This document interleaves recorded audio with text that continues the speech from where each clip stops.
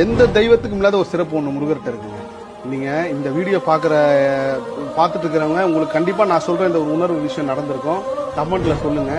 என்னன்னா நீங்க முருகபக்தரா எக்ஸ்ட்ரீம் லெவலுக்கு போயிடுவீங்கல்ல, அப்ப போயிட்டு உங்க வாழ்க்கையில ஒரு சின்ன பிரச்சனை வந்துச்சுன்னு வச்சுங்களேன், ஒரு பஸ்ல போயிட்டு இருக்கீங்களோ இல்ல ஒரு கார்லயோ இல்ல ஏதோ ஒரு காட்டுக்குள்ளேயே இருக்குங்க, இல்ல ஒரு வீட்டுல இருக்கீங்களோ, இந்த மாதிரி இருக்கு முருகா என்ன பண்றதுன்னு தெரியலன்றப்போ உங்களுக்கு ஏதாவது ஒரு இடத்துல ஒரு வண்டியிலயோ வண்டி பின்னாடியோ இல்ல மயிலோ இல்ல ஒரு சேவலோ இல்ல வேலோ இல்ல யாம் இருக்க பயமென்ற ஒரு வாசகமோ இல்ல ஒரு முருகர் படமோ ஏதாவது ஒரு ரூபத்துல உங்களுக்கு அது தெரியும். அது என்ன சொல்ல, நான் இருக்கேன், நான் பாத்துக்கிறேன் அப்படின்னு அந்த அந்த அந்த உணர்வு சொல்லும். இது முருக பக்தர்களுக்கு மட்டுமே உணரக்கூடிய விஷயம்.